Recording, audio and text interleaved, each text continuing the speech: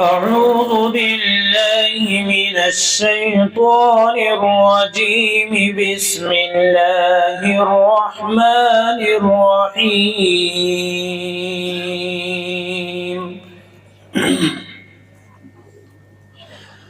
ويسألونك عن الجبال فقل ينسفها ربي نسفا فيذرها قاعا صفصفا لا ترى فيها عوجا ولا أمتا يومئذ يتبعون الداعي لا عوج له وخشعت الأصوات للرحمن فلا تسمع إلا همسا يومئذ لا تنفع الشفاعة إلا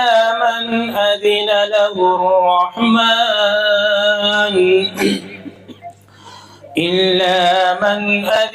له الرحمن ورضي له قولا يعلم ما بين أيديهم وما خلفهم ولا يحيطون به علما وعنت الوجوه للحي القيوم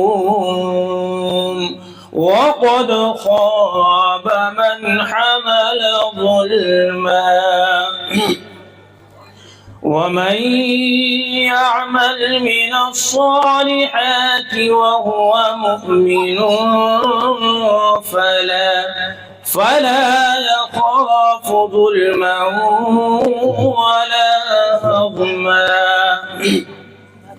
وكذلك أنزلناه قرآنا عربيا وصرفنا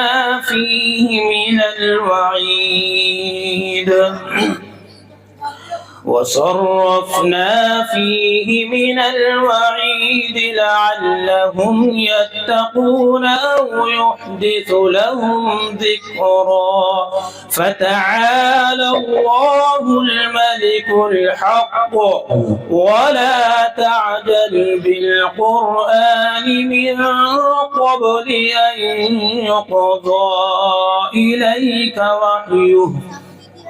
وقل رب زدني علما ولقد عهدنا إلى آدم من قبل فنسي ولم نجد له عزما صدق الله العظيم.